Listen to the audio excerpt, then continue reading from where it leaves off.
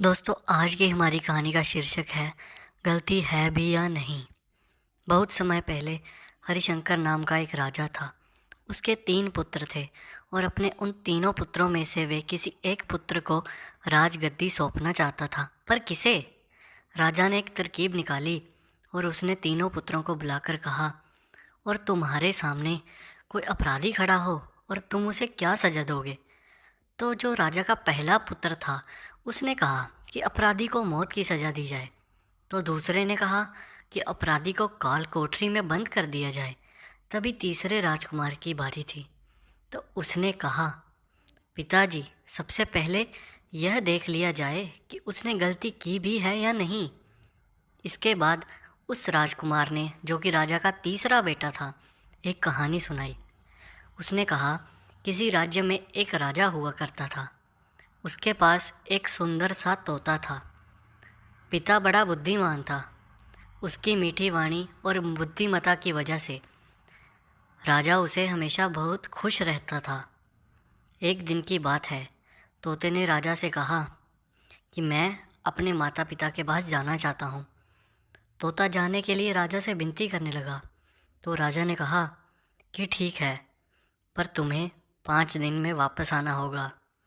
वह तोता जंगल की ओर उड़ चला, अपने माता पिता से जंगल में मिला और खूब खुश हुआ।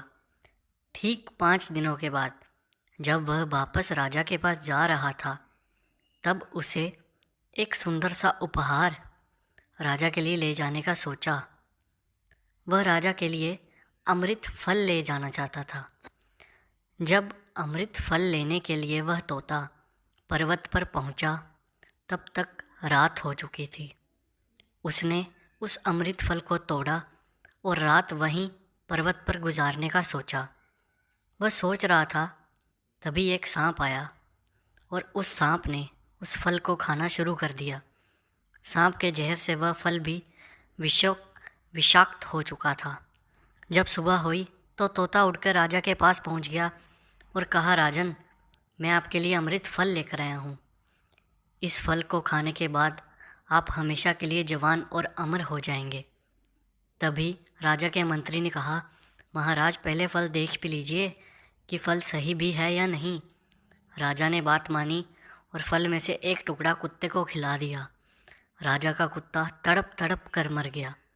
राजा बहुत क्रोधित हुआ और अपनी तलवार से तोते का सिर धड़ से अलग कर दिया और राजा ने वह फल बाहर फेंक दिया। कुछ समय बाद उसी जगह पर एक पेड़ उगा। राजा ने सख्त हिदायत दी कि इस पेड़ का कोई भी फल ना खाए, क्योंकि राजा को लगता था कि वह अमृत फल विषाक्त होते हैं। और तोते ने कहीं फल खिलाकर उसे मारने की कोशिश भी की थी।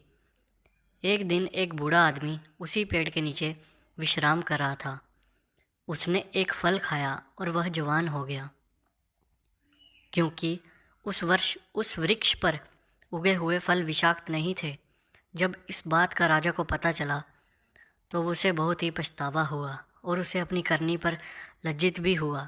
तीसरे राजकुमार के मुख से यह कहानी सुनकर राजा बहुत खुश हुआ और तीसरे राजकुमार को सही उत्तराधिकारी समझते हुए उसे ही अपना राज्य का राजा चुना। दोस्तों, इस कहानी से हमें यह सीख मिलती है कि किसी भी अपराधी को सज़ा देने से पहले देख लेना चाहिए कि उसकी गलती है भी या नहीं। कहीं भूलवश आप किसी निर्दोष को तो सज़ा नहीं देने जा रहे। धन्यवाद।